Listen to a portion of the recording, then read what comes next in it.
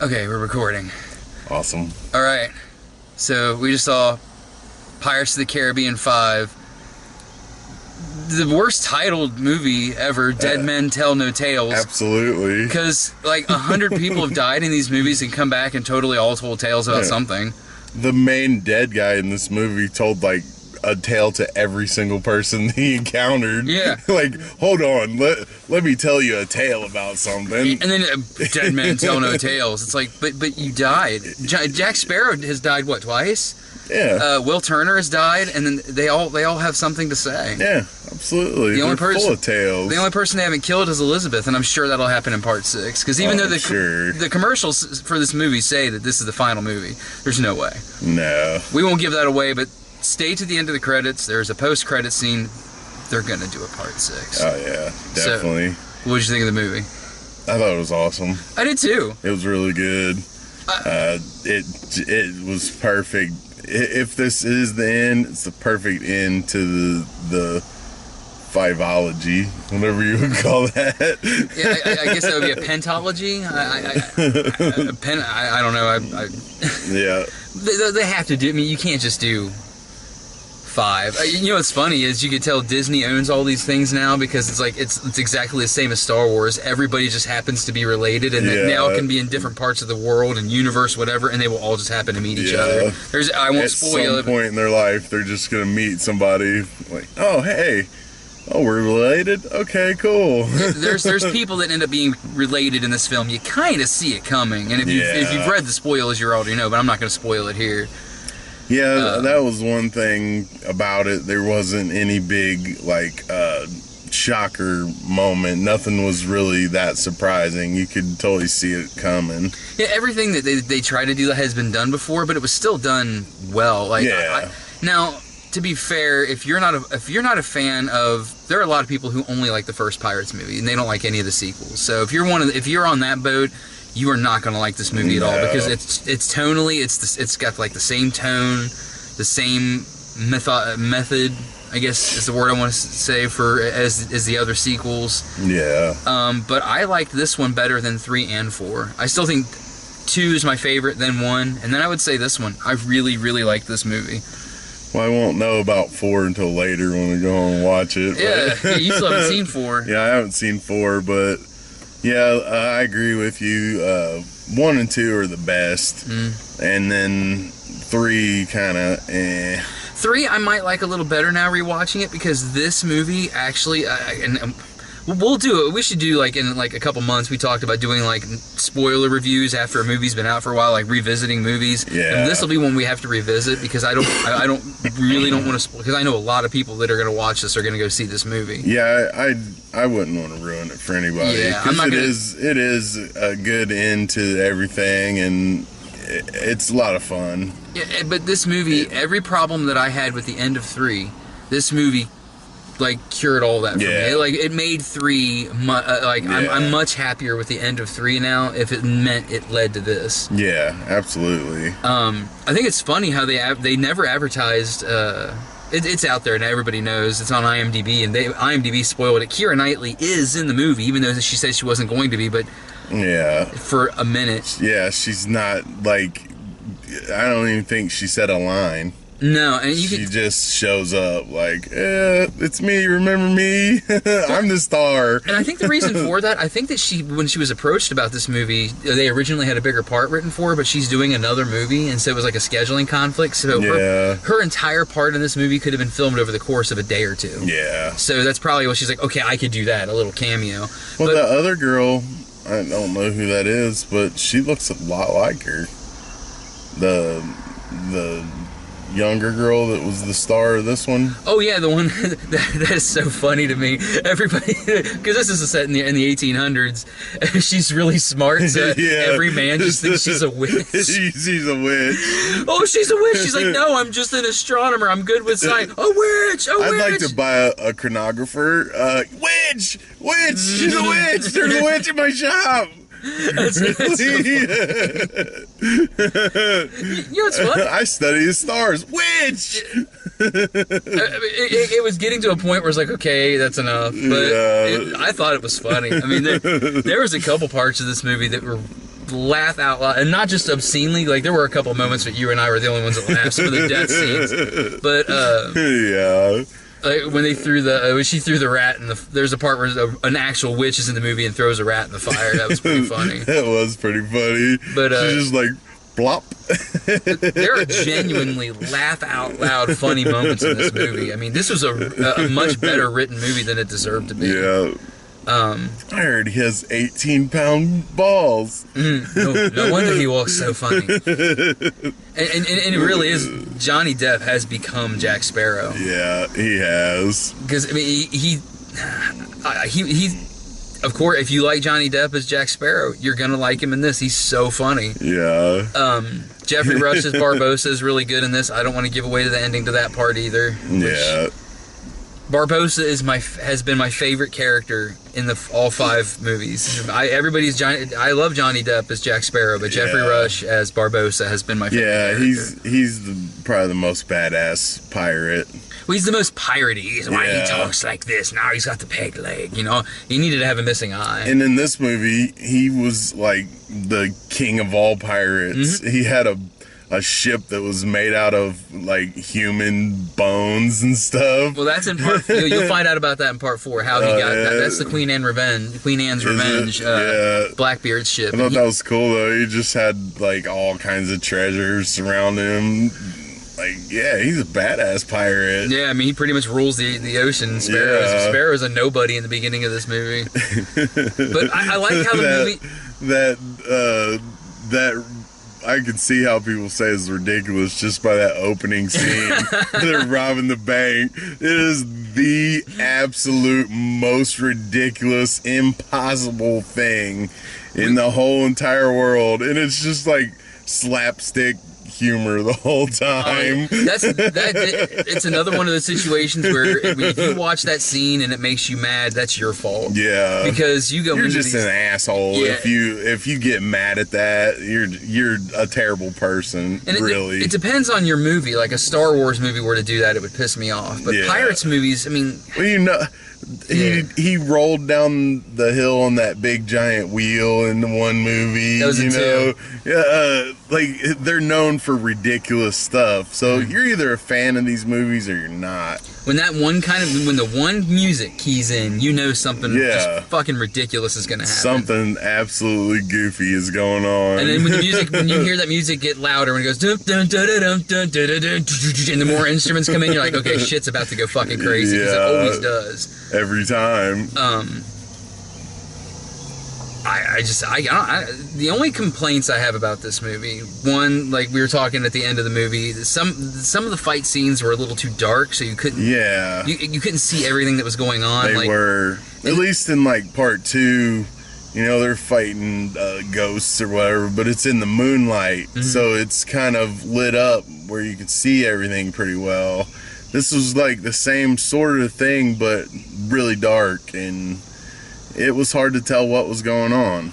Yeah, and there's too many parts of that. And this one, though, I will say, because a lot of them, some of the Pirates movies have run on a little too long. Yeah. This one didn't. This one ended. I mean, you may be able to cut 5 minutes of some of the, but I wouldn't have. Yeah, I mean, it came in at just over 2 hours. Yeah, there wasn't much to cut out of it at all. It was about the right, perfect length.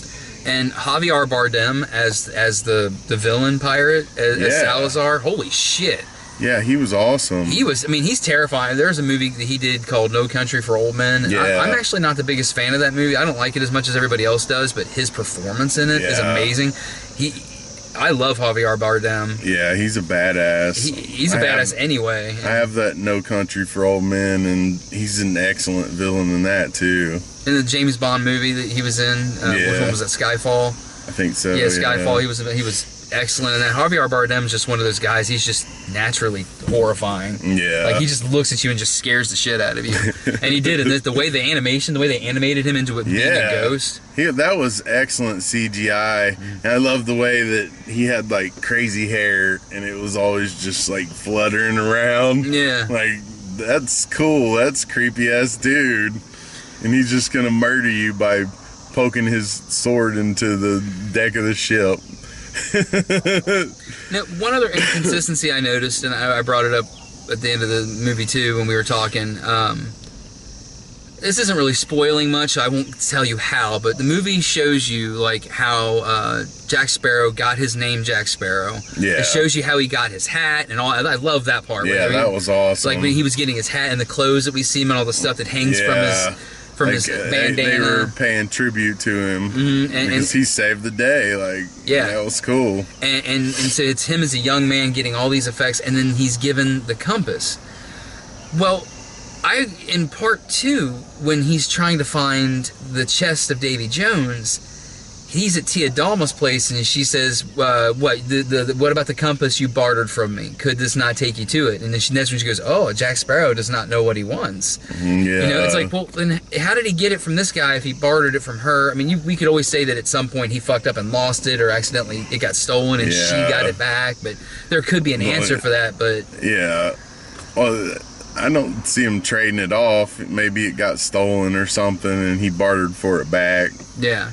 Because he totally traded off in this movie and all hell broke loose. Well, and I thought about it. I'm like, well, he's given it to other people in the other movies. But I'm like, wait, no, he never gave it to them. He just said, you can use this. And he even would say, I'll be wanting that compass back. Yeah. So he never actually gave it to anybody else. He just lent it to them. So I guess that's why the hell didn't break loose before. That was a little bit of a plot hole, but like you said, there could be an explanation for that. So I'll forgive that. Yeah. It was still pretty cool to see how he got all his stuff and how he got it. Like, some other critics complained about how, because in part 4, I'm sorry, there's 2 side characters who end up falling in love with each other, and you'll see that later. Yeah. And people complain like, oh great, we have another instance of that in this, because you know that the Will Turner's son, who, wow, that dude actually looks like, that's Brenton Thwaites. He actually looks like a young Orlando Bloom. Yeah, like, that's what I thought. Like, wow, that's the son that might really be his actual son in real life. You know, and I really like the fact that they didn't treat us as the audience like idiots. I mean, they aged Keira Knightley. I mean, Orlando Bloom looks like a guy in his late 40s now. Johnny Depp, more of his hair is grayish. You know, Barbossa looked way older. Yeah. What's his name? Josh M. Gibbs, the first mate. They made him look even older, which is hard to do because he already looks 90. Yeah. But they did it. They're like, okay, we're not going to insult you. Like, this happens 5 years later. It's like, no, this is like a good 15 years after the events of the third movie, and they're all much older. Yeah. And they don't treat you like they're not. They are older. But the people complained about the fact that there was another one of those relationships, but I thought it added to the movie, really. Yeah, I did too. Like, I don't mind that in there because it gives them something to fight for. It gives them a reason to go out and do the stupid things you do. Because why would you be out like, oh, we gotta go, get these ghosts. Oh, we got away from them. Fuck that shit. We're not going back. It's always got to be, oh, nope, they got so-and-so. Darn it. Yeah. Guess we're going back now. It gives each character more purpose. Yeah.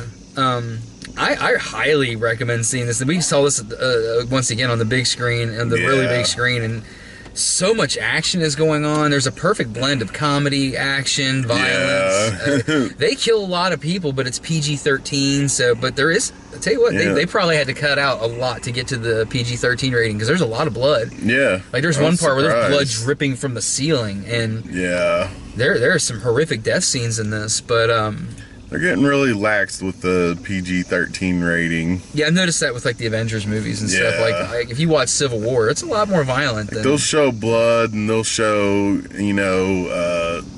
getting shot and getting stabbed. They just don't go too gruesome with it. Yeah.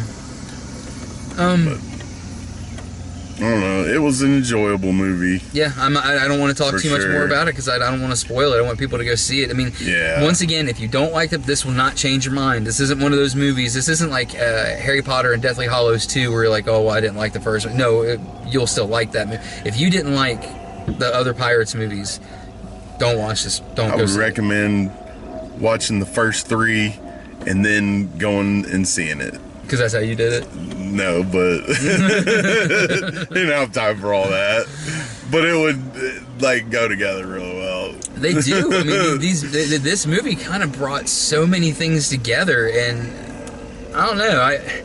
There's a moment at the end that tugs at your heartstrings. I know. I teared up a little bit. They give humanity to one of the most inhumane characters. I won't say who or how or what, but you'll see it and you'll know it. Yeah. They give humanity to what's been told to us as one of the most inhumane characters of the series, and it gave his character the perfect. His arc is complete. Yeah. And so I can't recommend this enough. I had a lot of fun in this movie. Last week during Alien, I was falling asleep. Yeah. I was wide-eyed the whole time. Like, there wasn't really a moment that drug out any at all. No, all the exposition was kind of necessary. In it, yeah, it was really well shot, really well made. CGI is amazing. Mm-hmm. It's a definite go see. Yeah. Well, I think we got all the same trailer except for the Blade Runner trailer. The Blade Runner trailer, and then that Cars 3. Cars 3. Oh my God. That was the first complete Cars 3 trailer that we've got. They ran that after Star Wars. Like, people are going to be like, oh, Star Wars trailer was great, but Cars 3 looks fucking amazing. I just can't wait for Cars 3. Yeah. Will Terminator be there or not? I watched some of the first Cars movie. I couldn't finish it. Those movies look so... And I love cartoon movies. Yeah. I do. I fucking love cartoon movies, but those... I can't watch the second one because I just loathe and detest Larry the Cable Guy, and he's in it the whole time, so I can't watch it. But we watched the first one a bunch of times because somebody over there loved it when he was a little kid. Well, I liked eating glue when I was a kid. It doesn't mean I like it now. Well, I haven't had it in a while. The first one was okay until you watched it about 10 times, and then you want to hang yourself from the balcony. Second one was just terrible. It was pretty much unwatchable. Why aren't they giving it? I mean, we were promised 7 years ago. They announced they were going to do an Incredibles sequel, but no, they're going to do Cars 3. The Incredibles is one of the best animated films of the last 20 years. It was amazing, and then we were supposed to get a part 2 to that, but no, Cars. No, they got better stuff to do. Cars and stupid crap like that. It's the dumbing down of our children. Yeah. That's what the problem is. Like, they could have made a Wall-E too, because I think Wall-E is one of the smartest films. Yeah. That's a great. I love Wall-E. I remember the first time that I watched that, just being blown away. Like, wow, there's barely any dialogue in the whole film. And for a whole first half of the film, there's almost nothing. Amazing film. Like, that was really, really good. Yeah, I loved Wall-E. And give us a sequel to that. Give us a sequel to The Incredibles. Yeah. Give us an actual, like, I heard that Monsters Incorporated prequel was pretty bad. So give us an actual Monsters Incorporated sequel. Oh, yeah. No, you can probably hear that in the camera. There's a plane. Ah! The plane. But, let's see. We got a trailer once again for... I can't wait to see War for the Planet. Last week I accidentally said Dawn of the Planet of the Apes because I was half asleep. It's War for the Planet of the Apes. It's not War of the Planet of the Apes because that doesn't make sense. It's War for the Planet of the Apes. I guarantee you 2 guys sat in the room and fought for 15, 20 minutes about what they were of or for. Yeah, I guarantee it. But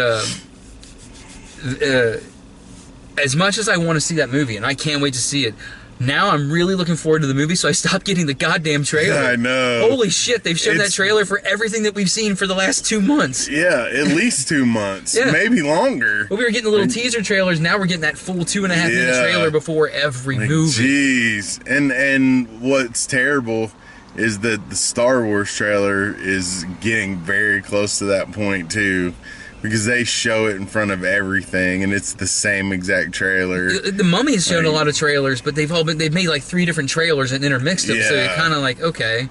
Like, I don't want to see the same trailer. I already know I could recite it line by line. Please don't show that again.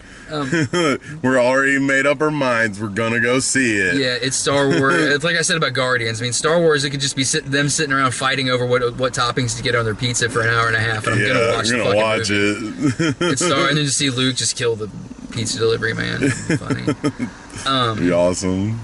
But the Blade Runner trailer. I'm on the fence because I actually, as well liked as the first one was, I like it. I think it's a good movie, but there are people that are like it's the best sci-fi movie ever made. I don't think so. No, I don't think so either. I won't say there's anything wrong with it. Harrison Ford was awesome in that original movie, but I don't know. I'm leery. I'm skeptical of this yeah, and the dude starring in it, Ryan Gosling. Yeah, I'm not really a big fan of him. Gosling, it depends on, like, in La La Land, he's really good. He's always great when he has somebody just as good as him, somebody good to play off of. Like when he's in ensemble pieces, like in Remember the Titans. He's really good in that. He's really good in Gangster Squad. Well, he's going to be playing off of Harrison Ford, so we'll see. Yeah, he has Harrison Ford to play off of, so I don't know. I mean, it's going to be one, like... If there's nothing else showing, we'll see it. But I might have to wait for DVD. It looks like it's got some good visuals and whatnot, but I don't know. The trailer we got today was a new trailer because we've had another one. It made it look more boring. Yeah, it did. It's like I've never seen a trailer that was so quiet, and you figure, okay, maybe it'll end on a big stinger, and it's just like. The funny thing is, Harrison Ford didn't want to play in Star Wars anymore. But now he's in Blade Runner, and they're on, like, Tatooine. That's what the place looked like. And doesn't he just look like he's playing old, pissed-off Harrison Ford? Yeah. He's, like, not even a character. They woke him up one day and handed him a script and just filmed everything he did. I mean, he didn't even know he was in the movie. I used to do what you did. I was an actor back in the day, and they just... they edited out that part. Why do you guys keep coming here? Just get out of here. Don't bring that LaBeouf kid back in my fucking house, goddammit. Although I want to see an Indy 5 now where LaBeouf gets killed. Yeah, that would be great. That would be great. Well, we're almost running out of time on here, but next week I've been looking forward to for a long time. It's going to be Wonder Woman. Wonder Woman. Yeah, I can't wait either. That's going to be so good. Yeah, she's so hot. Oh yeah. That's gonna be amazing. You know what's even more hot? That's really her. There's barely any stunt doubles. She was a freaking operative with the Israeli army. Gal Gadot was. Yeah, she was in the Israeli army as like some tactical. I forget her title, but it was some tactical specialist thing. So she's probably killed hundreds of people. In real life, she would murder your face. Yeah, that's awesome. And that is fantastic. Yeah. Like Linda Carter, I don't know. She looks like the kind that would probably just shoot you.